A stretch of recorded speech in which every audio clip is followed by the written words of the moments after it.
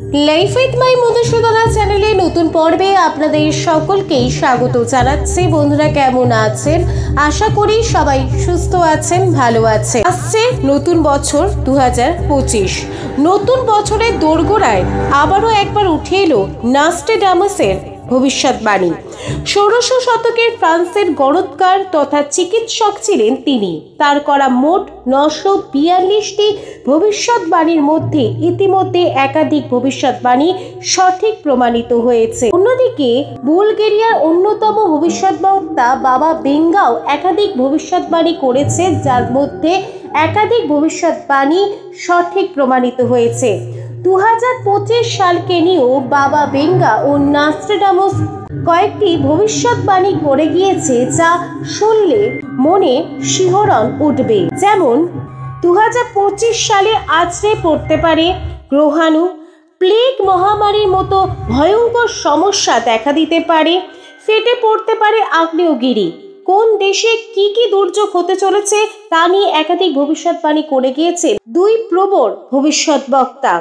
ভারতকে নিয়েও একাধিক ভবিষ্যৎবাণী করে গেছেন তারা। কি হতে চলেছে 2025 সালে জানবো নাস্ট্রাডামাস বাবা বেঙ্গার ভবিষ্যৎবাণীগুলি। ভিডিওতে যাবার আগে লাইফ উইথ মাই মধুসূদনা চ্যানেলকে সাবস্ক্রাইব করুন, লাইক কমেন্ট শেয়ার করুন, ধার্মিক হয়ে নোটিফিকেশন ঘন্টাটা বাজিয়ে দিন।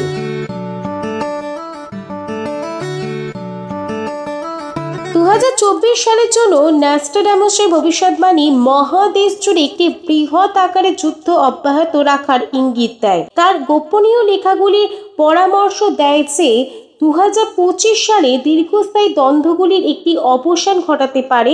সম্ভবত 2022 সালে শুরু হওয়া রাশিয়া ইউক্রেন যুদ্ধের কথা উল্লেখ করে।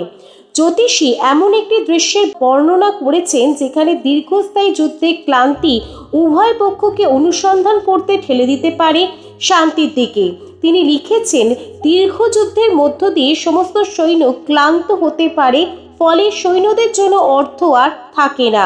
তার বেশ কিছু বার্তা থেকে মনে করা হচ্ছে যে সম্ভবত ফ্রান্স ও তুরস্ক এই যুদ্ধে মধ্যস্থতা করতে পারে। দুই ভবিষ্যৎবক্তা আরও বলেছেন যে 2025 সালটি ইংল্যান্ডের জন্য মোটেও ভালো যাবে না।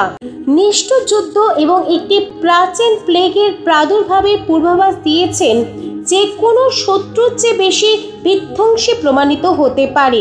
কোভিড-19 মহামারীকে ঘিরে তার পূর্ববর্তী ভবিষ্যৎবাণীগুলি পরিপ্রেক্ষিতে এই ভবিষ্যৎবাণী বিশ্লেষক এবং পাঠকদের মধ্যে আগ্রহ এবং উদ্বেগের জন্ম দিয়েছে।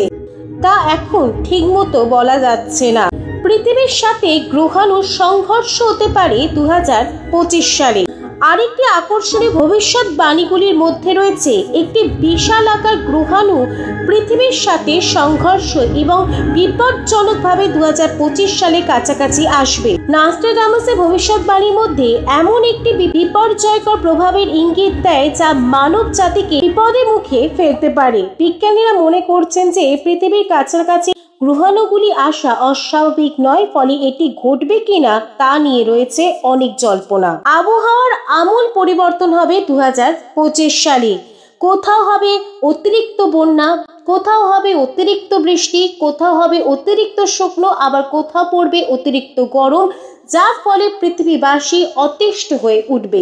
বিশ্বের সবচেয়ে বিখ্যাত দুই ভবিষ্যৎবক্তা নাস্ট্রাডামাস ও বাবা বেঙ্গা 2025 সালে বিষয়ে দুজনের অনুমানই রয়েছে ভয়াবহ ইঙ্গিত। দুইজনের মতে আগামী বছর ইউরোপে ভয়াবহ বিপর্যয় ঘটবে।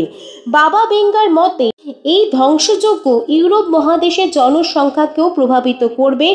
তার প্রভাব কি ভারতীয় উপমহাদেশে পড়বে তা নিয়ে অবশ্য তেমন কিছু বলেননি তিনি। দুই ভবিষ্যৎবক্তা ভারতকে নিয়েও কটি ভবিষ্যৎবাণী করে গেছেন।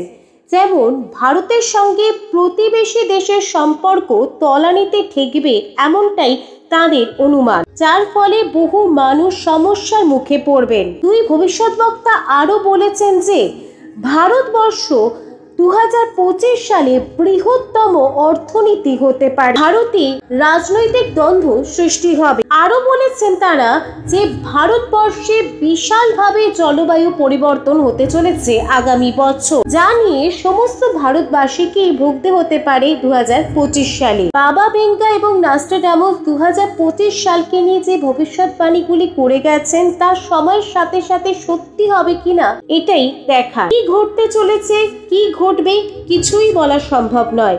লাইফ উইথ মাই মধুসূদনা চ্যানেলের সঙ্গে থাকার জন্য অনেক অনেক ধন্যবাদ।